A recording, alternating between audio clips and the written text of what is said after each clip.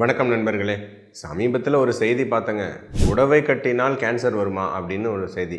அது அப்படியே பயங்கரமாக சாரி கேன்சர், அப்புறம் பாவாடை கட்டினா கூட கேன்சர் வரும், பெட்டிகோட் கேன்சர் அப்படின்லாம் போட்டு பயங்கரமாக சில பேப்பர்லாம் போட்டிருந்தாங்க.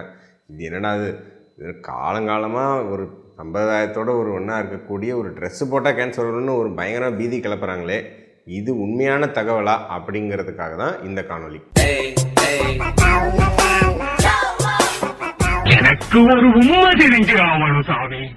முதல்ல ஒரு விஷயங்க, இது எப்பவும் போல் நம்ம எப்பவுமே மீடியாக்களில் ஒரு சின்ன ஒரு ரேரான ஒரு விஷயம் நடந்ததுன்னா அதை அப்படியே ஒரு மிகைப்படுத்தி ஒரு நியூஸ் வரும் இல்லைங்களா, அந்த கேட்டகரி தாங்க இது.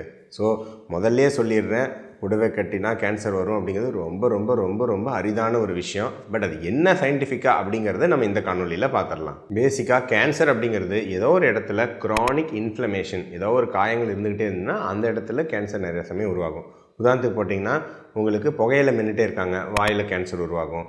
அப்புறம் ஸ்மோக் பண்ணுறாங்க, அந்த இன்ஃப்ளமேஷனால் நுரையீரலில் அப்புறம் உணவு குழாயில் கேன்சர் உருவாகுது. அப்புறம் நிறைய பேத்துக்கு க்ரானிக் அல்சர் இருக்கும், அல்லது ஈசோஃபேகஸ்ன்னு சொல்லக்கூடிய உணவு குழாய்க்கு பார்த்திங்கன்னா இரிட்டேஷன், ஆசிட் ரிஃப்ளெக்ஸ் இருக்கும். அது புண்ணு ரொம்ப நாள் இருந்துச்சுன்னா அந்த இடத்துல அல்சர் வரும். ஸோ எந்த ஒரு இடத்துல ஒரு தொடர்ந்து ஒரு நீடித்த ஒரு இன்ஃப்ளமேஷன் காயங்கள் நடந்துகிட்டே இருந்துச்சுன்னா அந்த இடத்துல ரொம்ப நாள் பட்டு உங்களுக்கு கேன்சர் வரத்துக்கு வாய்ப்பு இருக்குது. அந்த மாதிரி தாங்க இது. அதாவது ஒரு இடத்துல ரொம்ப டைட்டாக நாம் ஒரு ஆடை நம்ம உடுத்துகிறோம் அப்படின்னா, அது புடவையாக இருக்கலாம், பெண்களுக்கு பாவாடையாக இருக்கலாம், அல்லது ஈவன் ஆண்களுக்கு அது தோத்தி கேன்சர்னு கூட சொல்கிறாங்க, வேட்டியாக இருக்கலாம். ஏதோ ஒன்று ஒரு ட்ரெஸ்ஸு ரொம்ப டைட்டாக இடுப்பில் போடுறாங்க, அந்த இடத்துல ஏதோ ஒரு புண்ணு வந்துடுதுன்னு வச்சுக்கோங்க. அந்த இடத்துல சிலருக்குலாம் பார்த்திங்கன்னா ரொம்ப டைட்டாக போடும்போது அந்த இடத்துல தோலே அப்படியே அப்படியே கருப்பாக ஒரு மாதிரி திக்காக நார்மல் சாஃப்டாக இல்லாமல் அப்படியே ஒரு ரஃப்பாக இருக்கும். அந்த மாதிரி இருக்குது. அந்த இடத்துல ஒரு புண்ணு வருது.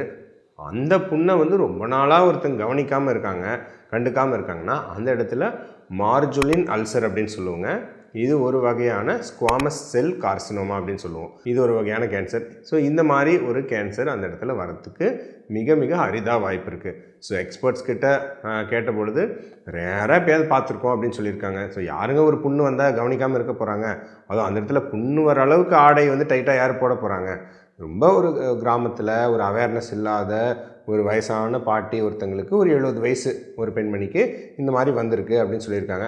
உடனடியாக புடவை கட்டினால் கேன்சர் வரும், அப்படி தோத்தி கட்டினால் வேட்டி கட்டினால் கேன்சர் வரும் அப்படின்னு போட்டு உங்களுக்கு அப்படியே பீதியை கிளப்புறாங்க இந்த மீடியாக்காரங்க. மற்றபடி ஏதோ புடவை கட்டினாவே கேன்சர் வரும் அப்படிங்கிற அளவுக்குலாம் இது பீதி அடைய வேண்டிய விஷயம் கிடையாது.